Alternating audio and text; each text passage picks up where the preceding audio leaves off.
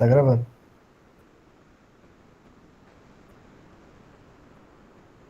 Tudo bem, então, uma boa noite, oficialmente agora gravando. Vamos dar início à nossa sétima aula de Valuation, de 11 aulas previstas. Então, a gente vai até segunda metade de julho, se tudo der certo, a gente fazer uma apresentação. Né? Também tenho disponibilizado materiais, vocês devem ter visto, ali no nosso grupo do WhatsApp, né? Material complementar, tem exercícios e alguns vídeos que eu acho interessante. Bom, hoje, então, a aula 7, a gente vai falar sobre a estimativa do fluxo de caixa. É um tema bastante denso para uma hora apenas, né? O certo seria dividir em dois, mas aí o semestre fica apertado, né? A gente iria extrapolar a nossa agenda. O link do vídeo original, quem quiser contemplar em inglês. Então, aqui partindo da definição de fluxo de caixa, a gente sabe, já foi falado em aulas passadas, que a gente pode fazer essencialmente dois tipos de fluxo de caixa, né? Um para avaliar a empresa como um todo, por exemplo, uma aquisição, uma fusão, e outra é nós avaliar como um acionista, né, como um investidor. Então, nós vamos ter um valor, uma mensuração de valor diferente de acordo com o objetivo que a gente tem. Né? Então, no caso de um fluxo de caixa para a empresa, para análise do negócio em si, a gente tem que colocar todos os títulos de crédito. Então, nós vamos partir do lucro operacional. Então, agora a gente já está falando na montagem do fluxo de caixa a partir do demonstrativo de resultado, né? Em que o lucro operacional é o lucro antes dos juros e impostos, deduzido da taxa de imposto de renda, menos as despesas de capital, e essa despesa de capital reduzida da depreciação.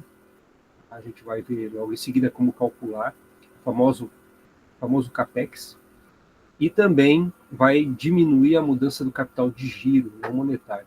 Então, a gente está analisando as duas variações aqui, né, no balanço patrimonial, fazer um quadro aqui alusivo ao balanço patrimonial, e a gente tem o nosso ativo circulante e o não circulante, então, sendo representado pelas dois sinaizinhos aqui, né, o que está ocorrendo de variação ao longo do período, para chegar ao fluxo de caixa livre da empresa.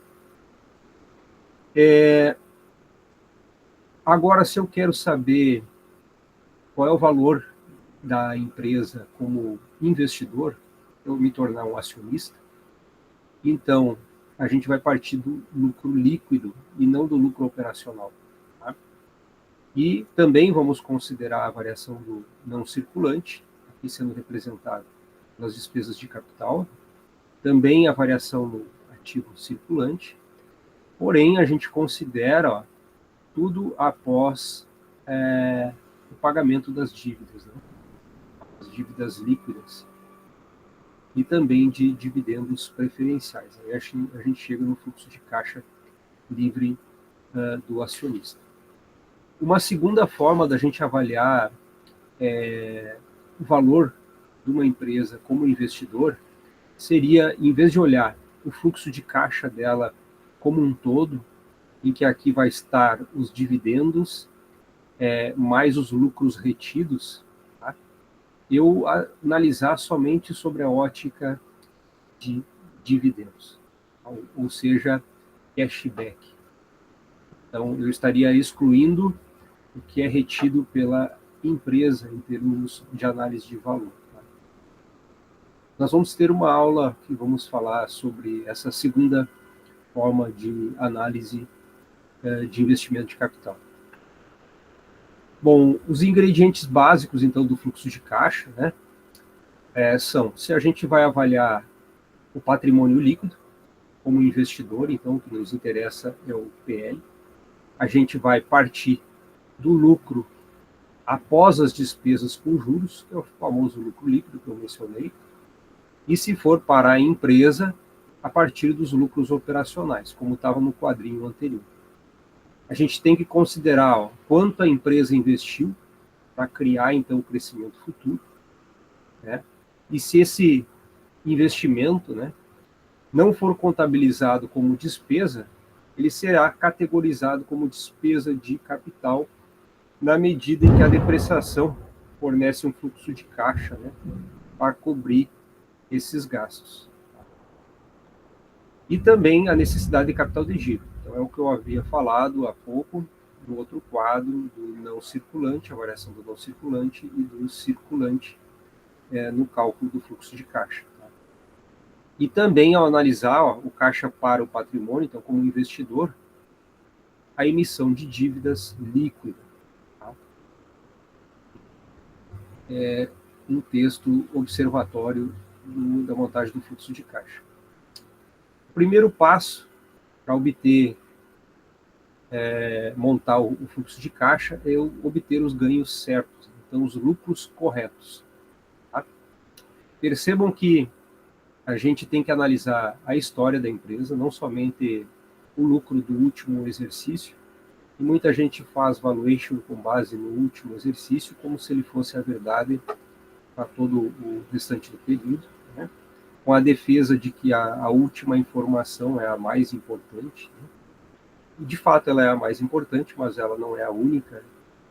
Tem vários trabalhos aí que falam que ela pode representar de 30% até 70% do valor. Né? Então, ela tem um peso maior, mas não é único. Então, a gente tem que considerar o fluxo de caixa histórico e também de empresas comparáveis, para a gente fazer o que se chama de normalização dos ganhos, né, para evitar tomar uma decisão com base em um momento anormal. Um exemplo é uma fusão. Não é todo dia que ocorre uma fusão. Já vendas, dependendo da empresa, se for varejo, é diário. E uma fusão, às vezes, ele altera por completo a dinâmica da empresa. E aí nós temos que normalizar esses dados, né? De certa forma, bater nos dados para deixar ele mais homogêneo com os períodos que não ocorrem fusões ou aquisições. Tá? E arrendamentos operacionais. Então, tem muita empresa que trabalha muito alavancada, né, em termos de alavancagem operacional. E aí eu tenho que converter essa alavancagem operacional como aluguéis, né, em dívida, para ajustar o lucro operacional. Então, outra falha bastante grande que a gente vê em muito valuation feito aí mundo afora. Tá? Despesas de P&D também, converter em ativo e ajustar o lucro operacional. Tem muita empresa de alta tecnologia, se for de varejo, as nacionais, que muito pouco investe em P&D, vai fazer pouca diferença. Né? Mas pegar empresas de alta tecnologia, de ponta, de inovação, vai fazer uma grande diferença se eu não considerar, se eu não ativar o P&D. Então, eu tenho que limpar os itens operacionais também, de despesas financeiras, de despesas de capital e de despesas não correntes, para medir os ganhos certos, né? E atualizar, então, os ganhos finais, que são números não oficiais, né? Também. Tá? Então, muitas vezes, não aparece no balanço patrimonial o que a gente precisa. Isso é o que faz diferença entre finanças e contabilidade. Né? Então, lidando com as despesas de arrendamento. Tá? Então, como é que eu ativo as despesas de arrendamento? Então, são tratadas como despesas operacionais do cálculo da receita operacional, né? Mas que, na realidade, elas devem ser tratadas como despesas de financiamento com os ajustes de rendimentos e de capital. De que forma? Eu vou calcular o valor da dívida do arrendamento operacional, como sendo o valor presente dos compromissos de arrendamento operacional ao custo da dívida antes do imposto. Então, tudo eu estou tratando como um fluxo de caixa. Eu tenho um contrato de aluguel, às vezes um arrendamento de 30 anos, tá? De 5 anos. Muito comum isso, a gente andar em Santa Maria, um monte de loja de fora, arrendando ali espaço com contratos de longo prazo. Então, eu vou pegar esse contrato todo e vou trazer para valor presente, né? E esse valor aqui eu vou considerar como um ativo. Ao converter arrendamentos operacionais, então, em dívida, você também cria um ativo para contrabalancear o mesmo valor, né? Que é o que está, então, esse ativo também tem que ser depreciado. E como eu ativei o que eu estou arrendando, ele vai ser depreciado. Então, eu tenho meu lucro operacional ajustado, então, que é o que a gente tem contábil, o lucro operacional, mais as despesas de arrendamento operacionais, menos a despesa de depreciação do ativo arrendado. Aí a gente tem, com isso, o lucro operacional ajustado. Tá? Então, como sendo o lucro operacional, aqui eu também posso fazer uma aproximação, caso eu tenha dificuldade para fazer o cálculo, simplesmente multiplicando o custo da dívida antes do imposto, né? Vezes o valor presente do arrendamento operacional. Então, como exemplo aqui, lá de 2003, o livrinho da Modara, né? A gente está usando os exemplos clássicos dele para que vocês, caso tenham interesse e ir atrás, possam encontrar. Possui uma dívida convencional de 1,97 bilhões no seu balanço. Então, somando o que ela tem no passivo, né, oneroso, 1,97. E esse custo de dívida, antes do imposto, é de 6%. Então, é a forma como a gente aprendeu a calcular o KD em aulas passadas, né, com base também no valor presente da dívida. E seus pagamentos de arrendamento operacional em 2003 foram de 978. Então, ela tinha de arrendamentos num ano pago, né, isso em 2013, de 978 milhões. E os compromissos futuros, como estão aqui abaixo. Então, no ano 0 foi esse valor. No ano 1, olhando para frente, ela tinha em 2004, 899, 2002, 846. Então, variando. Por quê? Alguns contratos estão encerrando, né, antes e não tem perspectiva de renovação de contrato. E eu vou calcular o valor presente de cada um desses contratos de arrendamento, né? Então, talvez algum de vocês que está na sala pague aluguel, né, ou da família, ou onde estão para estudar. E aí tem um contrato que foi assinado de 1 ano, ou por tempo indeterminado, e aí você tem estimativa de ficar 5 anos na faculdade, né? Então, teria que somar todo o valor que você vai pagar de aluguel, considerando uma taxa de juros, para transformar isso em ativo, né? Até para saber quanto vale a faculdade, quanto custa a faculdade. A gente diz que é de graça, não existe almoço de graça, né? Se você vai calcular, mensurar o valor, quanto vale o curso de vocês, né, teria que ser feito esse tipo de trabalho também. Tá? Então, toda empresa, e grande parte das empresas hoje trabalham muito alavancadas, né? Então, com poucos ativos, diferentemente do Brasil, a grande maioria das empresas tem loja própria, tem empresa própria, né? Principalmente as empresas privadas, tá? Mas empresas de capital aberto é comum, então elas terem uma alavancagem operacional bastante alta. Uma Magazine Luiza, uma Lojas Americanas, bancos, então nem se fala. E aí a gente precisa fazer isso aqui.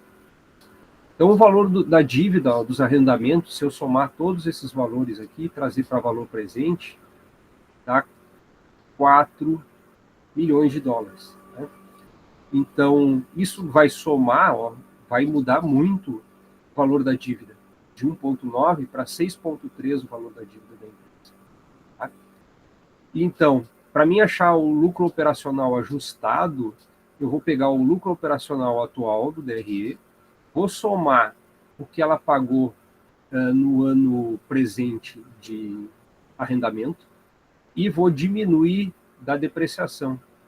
Né? Vou ativando, então, essa despesa e, como eu tenho uma vida de 7 anos dos ativos, eu vou diminuir.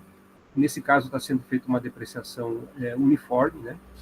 Então, eu tenho um lucro operacional ajustado de 1,392 em vez de 1 milhão. 1 milhão e 12. Tá? 1 bilhão e 12 milhões. Então, o retorno operacional ajustado, ele vai ter esse caráter. Se eu usar a forma aproximada, simplesmente pegar o valor ativado vezes a taxa de juro, vai dar algo muito próximo. Ó, e se eu, de fato, diminuir da depreciação. Essa aqui é a forma aproximada de cálculo.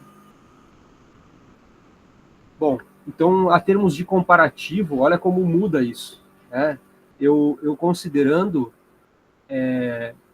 a contabilidade convencional, somente a partir do cálculo do LAGI, então o LAGI e arrendamentos, o LAGI, lucro antes dos juros e impostos, de 1.012, então meu passivo de 1.970, né?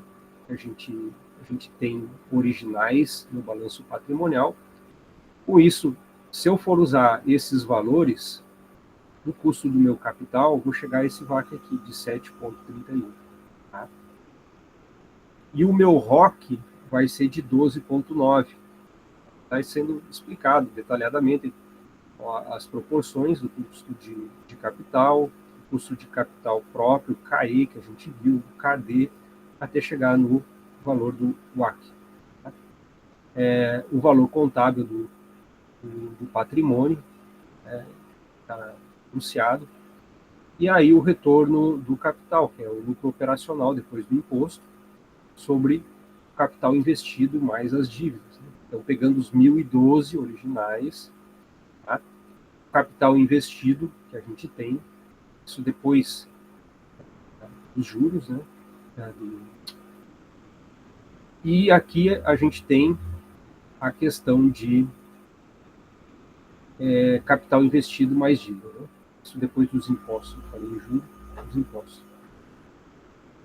Bom, agora se a gente ativar e usar o LAGIR ajustado, esse novo LAGIR, e eu colocar no meu ativo operacional todos os meus aluguéis trazidos a valor presente, o ativo salta para 9. Né? E ao fazer isso, eu estou alterando no meu retorno do capital o denominador. O meu capital investido vai saltar significativamente. E o meu ROC cai lá embaixo. Né? De 12, ele cai para 9. Então eu perdi 3%. E o VAC é a mesma coisa, caiu mais de 1% no meu VAC, considerando agora essas novas proporções a valor de mercado, né, porque eu considerei as minhas taxas de juros, isso é valor presente. Né? Então, altera significativamente o valor da empresa, né, se a gente não fizer esses ajustes. Bom, outra alteração para chegar ao fluxo de caixa, então, são as despesas de pesquisa e desenvolvimento, né, as despesas operacionais ou de capital. Então, as normas contábeis, elas exigem que o P&D, como uma despesa operacional, embora seja projetada, né, como um crescimento futuro. E é mais lógico tratá-lo, né, como despesa de capital. Tá? Então, para capitalizar P&D, a gente precisa estimar a vida amortizável da pesquisa e desenvolvimento, então de 2 a 10 anos. Então, qual é o tempo de amortização da dívida, né? Quanto tempo eu vou levar para recuperar o investimento. Recolher as despesas passadas, de P&D enquanto durar a vida amortizável. E vou ter que resumir o P&D não amortizado durante o período. Assim, se a dívida amortizável, por exemplo, é de 5 anos, e o ativo da pesquisa pode ser obtido somando 1/5 da despesa de P&D dos 5 anos atrás, então a gente tem 2/5 da despesa de P&D 4 anos atrás e assim por diante. 3/5 de P&D 3 anos atrás e assim sucessivamente. Como eu vou mostrar agora num exemplo, para ficar mais claro aqui, uma despesa de capital, essa da empresa SAP, que é bastante famosa, quem é da área de administração conhece, né? SAP R3, agora andou mudando de nome, mas ela é alemã, mais utilizada para a parte de Enterprise Resource Planning, né? ERP. Então, a gente tem aqui, olhando para hoje a data presente da empresa, o quanto ela gastou no atual ano em P&D e no ano passado, ano retrasado, 3 anos atrás, 4 anos atrás, 5 anos atrás. Tá? E eu vou verificar quanto, então, não foi amortizado esse período para trás. Então, considerando 5 anos, uma amortização de 20%, então eu tenho, a partir do meu valor, né, 0,8, vai dar 795. Tá? Então, eu estou amortizando somente 198,8. Tá? Aí, no período anterior, mais 20%, 181,88. No ano anterior, também. Tá? Somando todos, eu tenho uma amortização total, né, de 903. De dívida, de despesa de P&D passada, eu preciso jogar agora, né, para o meu futuro. Tá? Preciso ativar elas, tá? De despesa, jogar no valor do ativo. Então, o que eu não tenho amortizado, somando tudo, somando do atual e dos anteriores, tá? Dá 2.914. Aqui é euros, e a SAP ela é alemã, né? Então ela opera no mercado alemão, desse exemplo. A amortização do ativo de pesquisa, 903, que a gente tem. Tá? E o aumento de receita operacional, ela é o meu valor de gasto atual menos o que eu já amortizei, tá? dessa minha dívida. Então, eu tenho um aumento de receita operacional de 117 milhões. Tá? Bom, olha como altera se eu considerar o meu P&D. Aqui, primeiro, o valor original do ativo, valor contábil do patrimônio em euros, subestimado, então essa palavra é importante, subestimado, porque não está sendo considerado os gastos com P&D. E olha o que acontece agora eu considerando o P&D no ativo. Vou somar 2.914. O ativo praticamente dobra. E, consequentemente, né, o meu ROC, o meu Return on Capital, ele cai quase 10%. Por quê? Como eu estou ativando, eu estou aumentando o denominador, estou aumentando essa parte aqui, né? Aumentando o denominador, o valor resultado cai. Tá? Então, altera significativamente o resultado. Tá? Aconselho depois vocês tentarem reproduzir cálculo por cálculo, está bem explicadinho aqui da onde sai, né? Senão a gente precisaria de mais de 1 hora, já foi meia hora. Lagir menos amortização, vai dar o Lagir, um aumento de 117 milhões. Aí você pode chegar a esse valor considerando a questão do imposto de renda, né? O benefício fiscal, né, ignorado. Tá?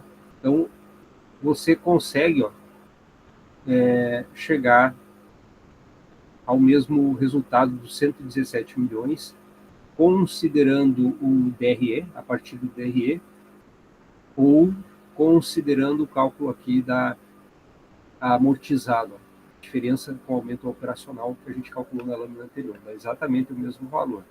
Então, isso provando que o resultado é igual. Bom, então as consequências para a gente montar a taxa de reinvestimento em P&D. Esse é um índice importante, taxa de reinvestimento. Tá? Como sendo o CAPEX menos a depreciação, mais a minha variação do capital de giro, mais as minhas despesas com RD, menos a minha amortização, sobre o EBITDA, mais as despesas, menos a amortização, a gente tem a taxa de reinvestimento. E isso aqui é de extrema importância, nós vamos ver nas próximas aulas. A gente vai usar bastante essa taxa de reinvestimento para determinar, inclusive, o crescimento da empresa. Então, sendo comparado sem o ajuste e com o ajuste. Tá? Olha como altera o valor do EBIT, o valor do capital investido, o ROIC, a taxa de reinvestimento, o valor da firma de 58 sobe para 95, tá? Por conta então dessa ativação do capital investido. Isso faz muita diferença em empresa de tecnologia. O valor do equity também quase dobra, tá? E o valor por ação também quase dobra. E a gente vê muito trabalho que não ativa o investimento em P&D. Tá? Bom, passo 2. Considerar os efeitos dos impostos. Ó. Então, os ganhos e fluxos de caixa devem ser após os impostos corporativos. Bom, isso a gente já sabe, né? Quando você faz o fluxo de caixa livre para a empresa, a gente está computando o fluxo de caixa como se não tivesse dívidas. E é por isso que é chamado de fluxo de caixa não alavancado. Mas se a gente calcular o imposto que pagaria sobre a receita operacional, como se fosse, então, uma receita tributável. Né? E para o curto prazo, a gente pode usar a taxa de imposto efetiva, que é a taxa de imposto que se pagou médio sobre o lucro tributável. Tá? E com o tempo, a gente esperaria que essa taxa de imposto subisse em direção à taxa de imposto marginal. Tá? Então, isso aqui sendo uma ressalva, se a gente está analisando o curto prazo, se utiliza o imposto médio, né, sobre o lucro tributário. Agora, no longo prazo, ele está dizendo que isso tende ao valor do imposto marginal, né? Ou seja, não é para sempre que existe os benefícios fiscais. Agora mesmo o governo está tentando cortar, né, muito benefício fiscal. Deixa eu tirar o casaco aqui. Como eu estou falando bastante, o coração está batendo mais forte, esquentou.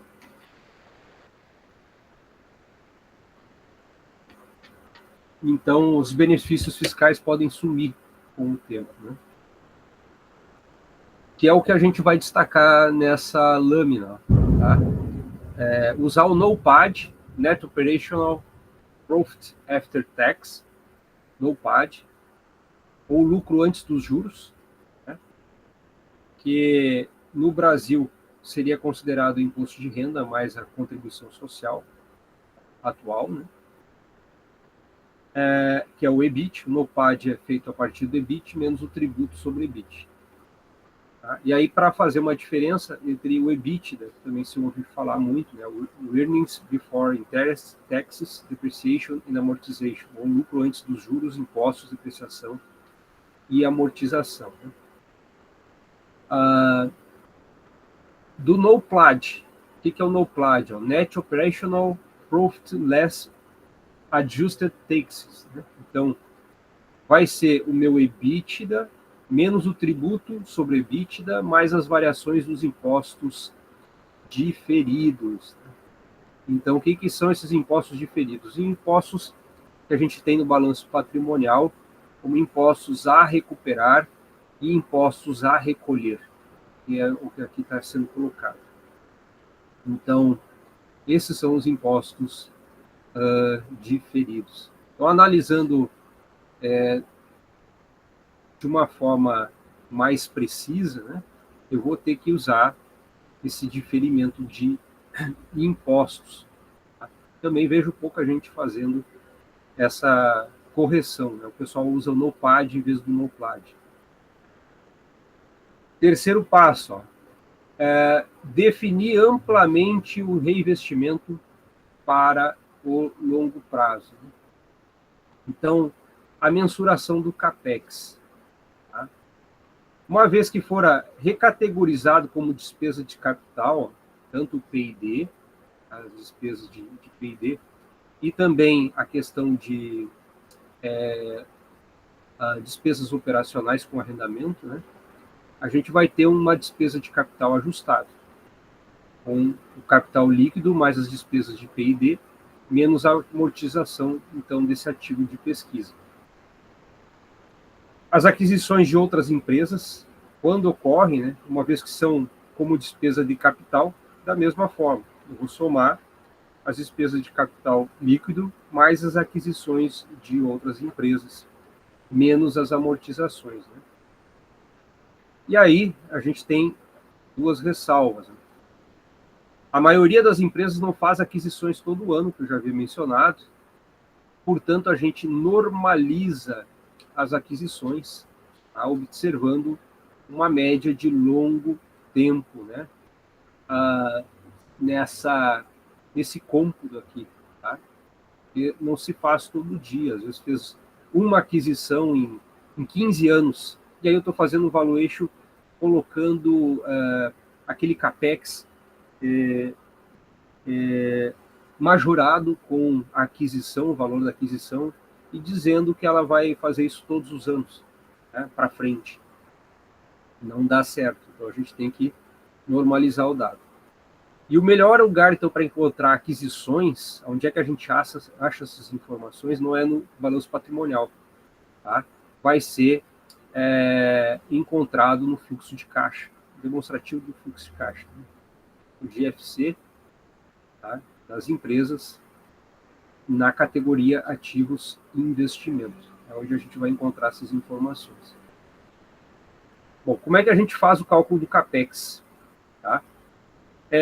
Na literatura, vocês vão achar, dos livros que eu indiquei, 6 formas diferentes de calcular o CAPEX.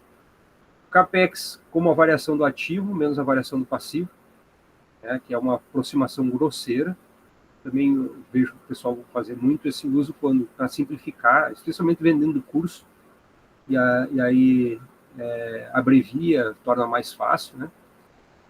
O CAPEX com variação de ativo imobilizado bruto, o CAPEX como variação do imobilizado líquido, mais depreciação dos ativos, mais amortizações, o CAPEX como sendo a depreciação no período T, menos o imobilizado bruto no período T menos 1, multiplicado pela taxa de depreciação, sobre a taxa de depreciação dividido por 2, média no período, sendo a taxa de depreciação, então a despesa de depreciação no período T, sobre o imobilizado bruto no período T mais T menos 1, sobre 2, que é o médio. A quinta forma, o CAPEX como imobilizado no período T menos 1, vezes a variação da receita líquida, mais o imobilizado em T menos 1, vezes a taxa de depreciação, sobre 1 menos a taxa média de depreciação, e o CAPEX como a receita líquida no período T, sobre o nosso giro do ativo imobilizado no período T, menos o imobilizado líquido no período T-1, menos o imobilizado bruto, mais o imobilizado bruto, vezes a taxa de depreciação, sobre 1 menos a taxa média de depreciação. Tá? Bom, então são vários os caminhos que levam ao senhor. Né? Se vocês fizerem tudo certo, tem que dar o mesmo resultado. Né? Os 6 formas de cálculo tem que levar ao mesmo senhor. Tá?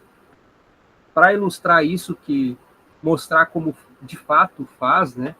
Isso aqui é uma lâmina de minha autoria, só para provar para vocês, né? Vocês não vão achar em livro nenhum. Então, tenho aqui um ativo hipotético e um passivo, né? Hipotético, e as 6 fórmulas. Tá? E percebam que, com exceção da primeira, que eu falei que era uma aproximação grosseira, todas elas dão o mesmo resultado. Tá? Então, 18,4. Então, eu vou pedir encarecidamente para vocês depois, em casa, tentar replicar. Podem copiar isso aqui para uma planilha de Excel, seguem a fórmula, né? Tá o valor em vermelho para dar destaque de onde é que saiu cada um dos valores. Né? Assim fica fácil de se copiar, né? Porque senão a gente não consegue vencer a matéria em um único período. Tá? Então, tem todas as informações, tanto imobilizado bruto, imobilizado líquido, né, o valor da depreciação.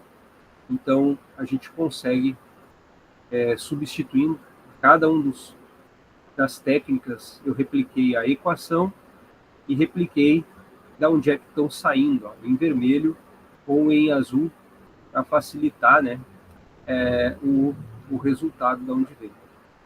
Por exemplo, ó, receita líquida vem do DRE. Aqui eu não coloquei por falta de espaço na lâmina. Eu queria colocar todos os 6 cálculos na mesma lâmina. Então eu só coloquei a receita líquida no período T e no T-1. Mas isso aqui a gente traz o lado demonstrativo de resultado. Tá?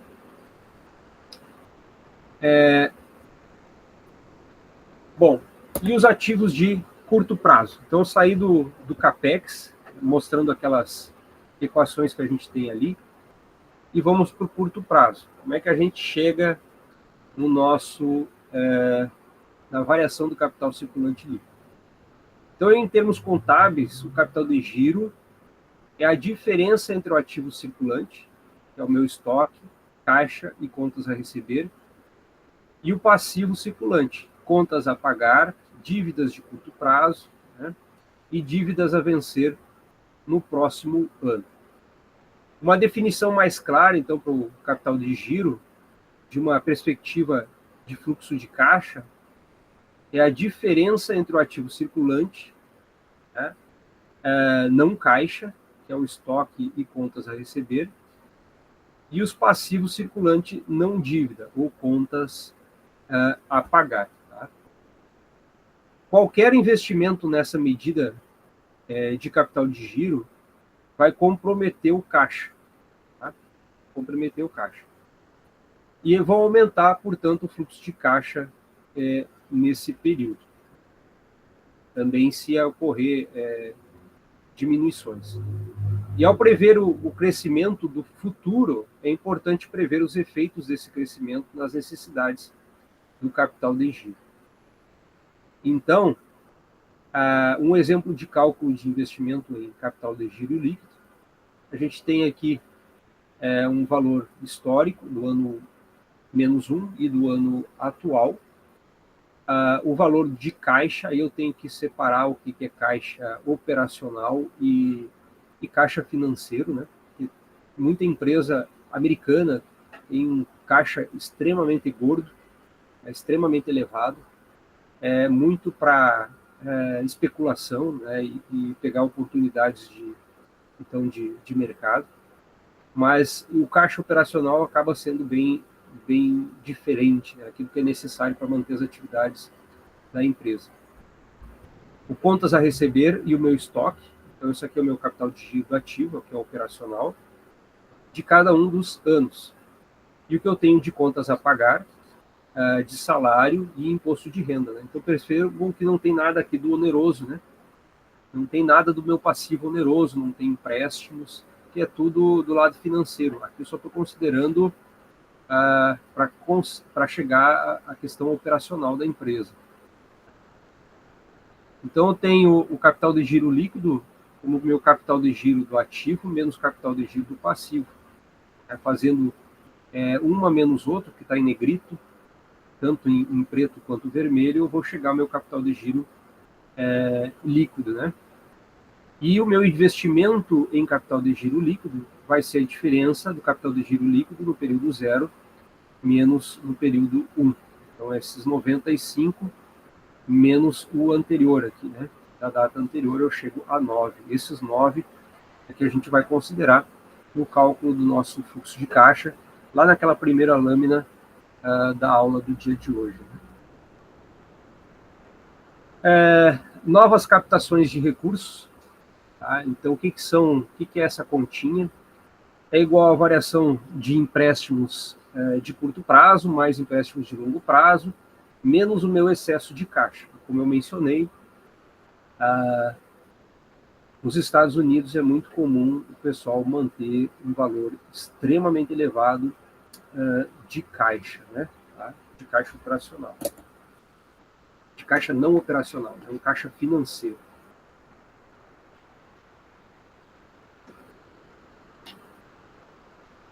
Outra forma de eu calcular as novas dívidas é utilizando essa equação. E da mesma forma tem que dar as duas iguais, né? Que nem eu mostrei as 6 fórmulas do CAPEX, tem que dar o mesmo resultado, né?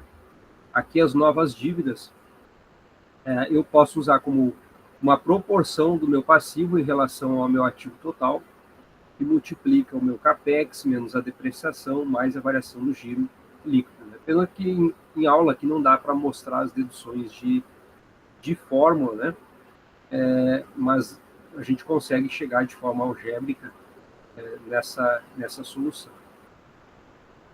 O quarto passo para montar o fluxo de caixa, né? Se eu quiser partir do meu fluxo de caixa da empresa e quiser achar o fluxo de caixa do patrimônio como acionista, né, eu consigo. Tá? Então, eu não preciso refazer todos os cálculos. Eu posso, a partir do que eu já fiz, o Free Cash Flow to Farm, chegar no Free Cash Flow to Equity. Então, no sentido mais estrito, o único fluxo de caixa que o investidor recebe de investimento de capital em uma empresa de capital aberto é o dividendo. Né? Então, esse aqui, muita gente investe em bolsa de valores sem dar muita importância no dividendo. Né? Mas investidores de longo prazo cuidam muito isso. Né? Quanto será pago sobre a ação, seu retorno. Tanto que a gente vai ter uma aula só para mensurar o valor da empresa com base em dividendos.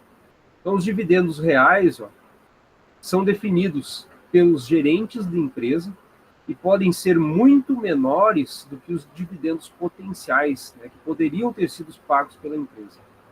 Isso pode acontecer porque os gerentes são conservadores e tentam suavizar o dividendo, né? Às vezes a empresa vem numa crescente, aí para não dar muita variação de um ano para o outro, né? Tem muito investidor de longo prazo que prefere a estabilidade. Né?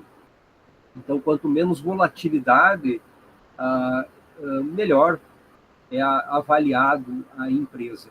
Então, o gestor, muitas vezes, ele suaviza também os dividendos. Mesmo quando tem prejuízos, eles pagam dividendos para manter uma certa uniformidade de dividendo. E quando tem muito lucro, eles não pagam tanto exatamente para manter a mesma política. Tá? Então, os gestores gostam de ter dinheiro para atender as contingências também futuras, imprevistas, e por oportunidades de investimento. Né?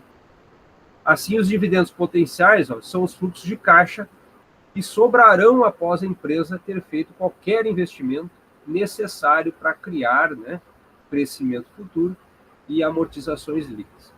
Bom, tem muita gente que diz assim que quando a empresa sinaliza, até tem teorias, tem artigos, tem pesquisadores que defendem que a empresa reter lucro, não pagar dividendos, ela está sinalizando para o investidor que ela tem negócios com uma rentabilidade superior ao mercado, né? E por isso ela retém. Então, muita gente justifica como sendo uma boa opção você comprar a ação da empresa, aquelas empresas que não pagam dividendos, né? Muitas empresas de alta tecnologia, nos primeiros anos, não pagam dividendos, retém todo o dinheiro. Só que se você olhar a literatura como um todo, do outro lado, tem muita gente que já pesquisou e observa, em termos de valor da empresa, né, aquelas empresas que pagam dividendos, elas têm, em média, um valor 30% maior do que as empresas que não pagam dividendos. Então, como isso? Né? Porque ela é bem vista pelos empregados, pelos investidores, né? E isso é um sinal de saúde da empresa. Tá? Então, tem o outro lado, tem muita gente que defende que a empresa tem que pagar dividendo. Né? Uma empresa que paga dividendo ela é mais saudável do que uma que não paga. Então, o resultado líquido, como a gente viu, a meu CAPEX, né, despesa de capital, a mudança do capital de giro, o cálculo do reembolso, né, as novas emissões de dívidas, que eu mostrei o cálculo para vocês, para chegar no meu free cash flow to equity. Né?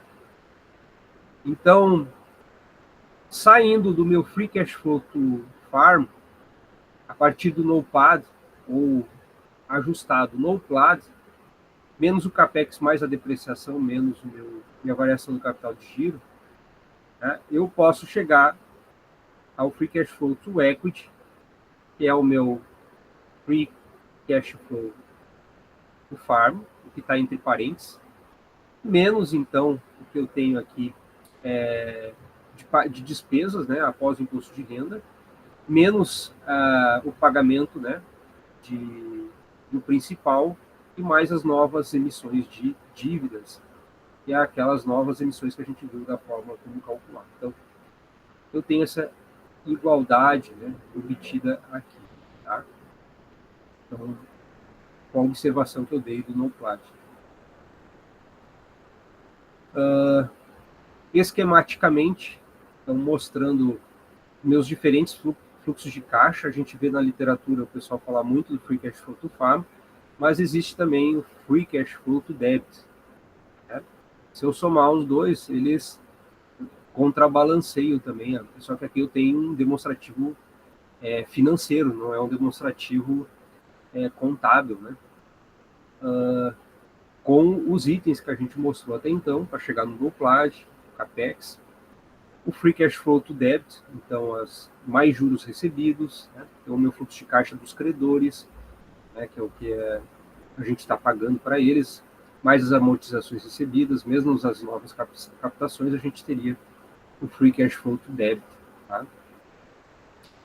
E o Free Cash Flow do acionista, então considerando o investimento de capital de giro e também as novas captações, né, variações do endividamento.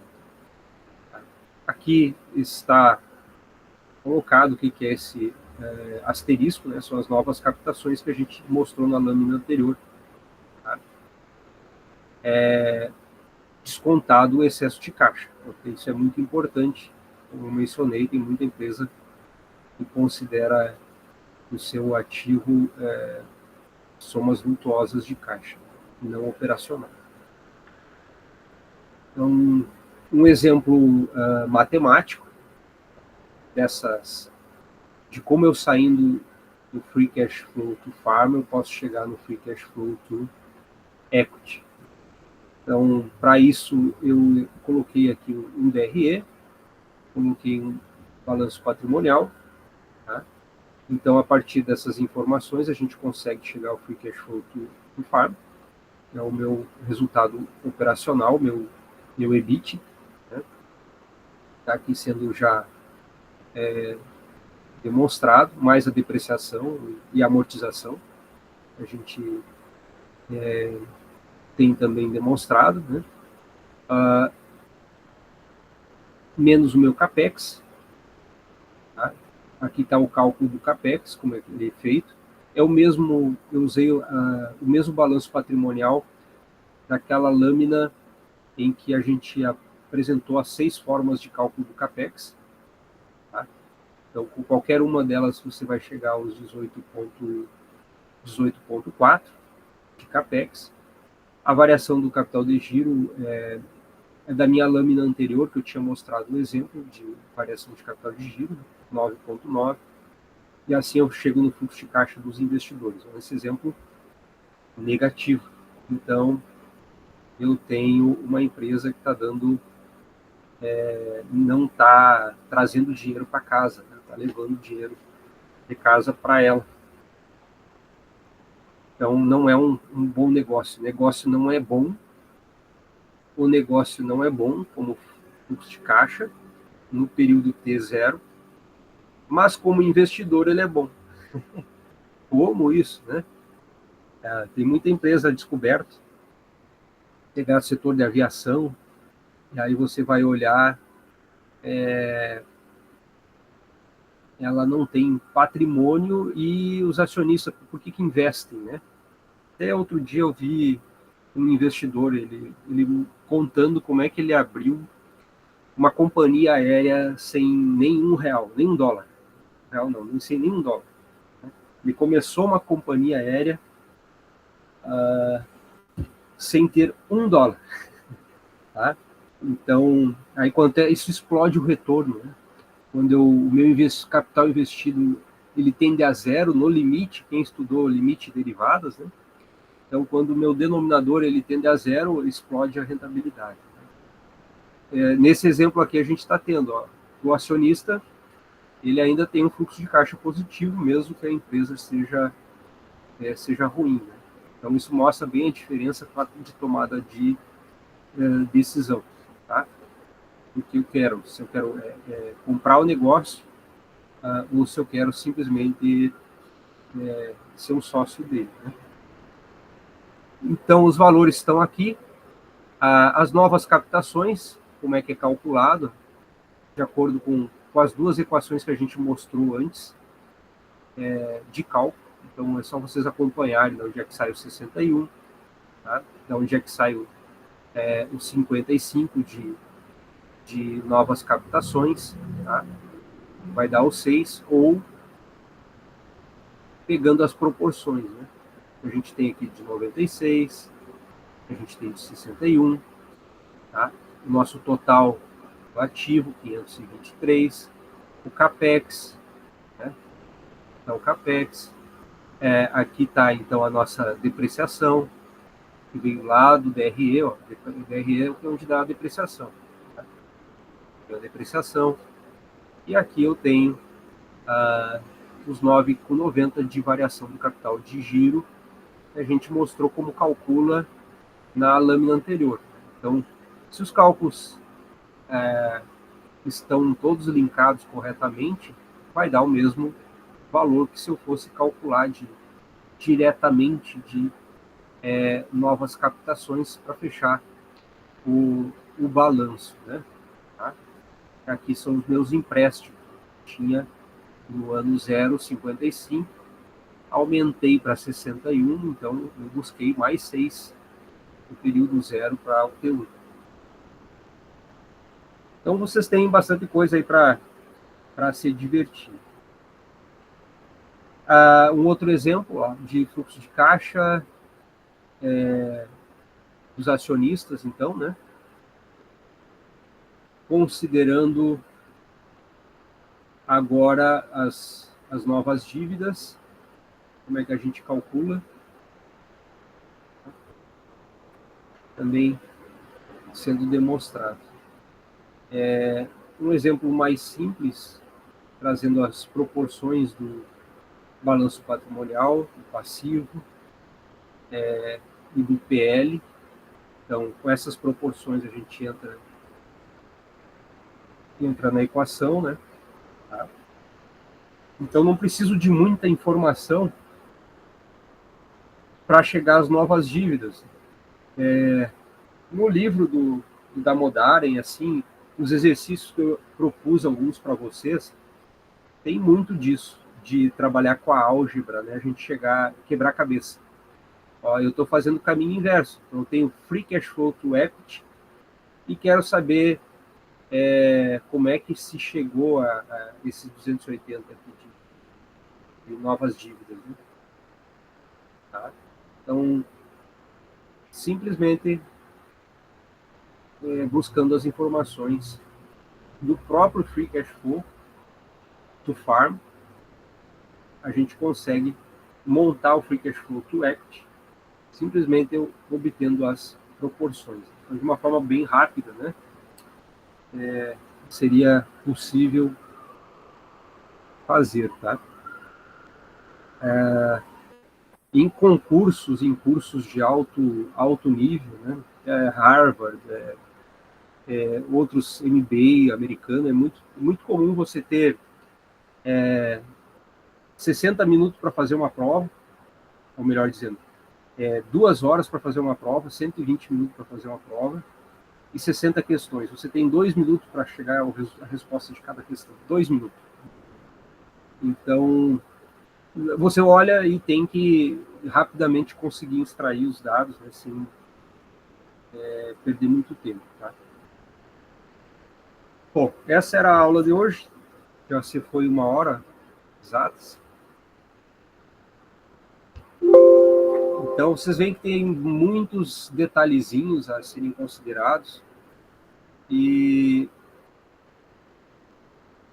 que é bem comum o pessoal ignorar, né? Aí acaba distorcendo, como a gente mostrou o comparativo, dobrando a diferença de valor ao considerar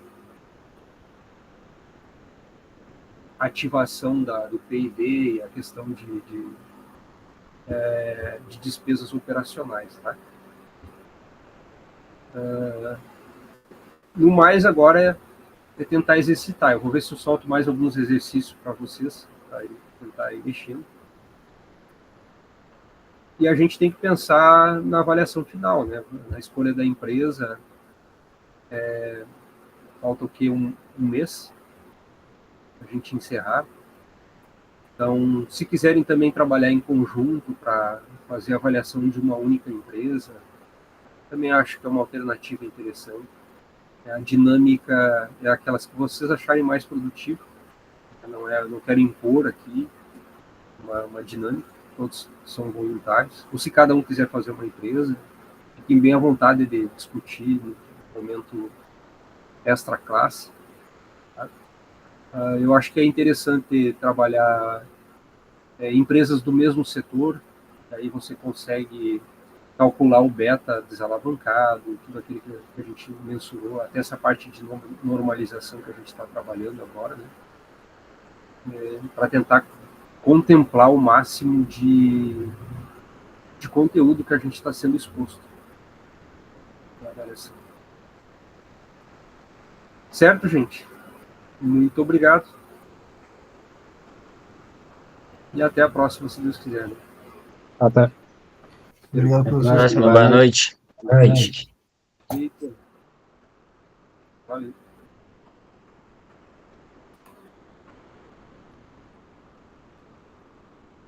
Feito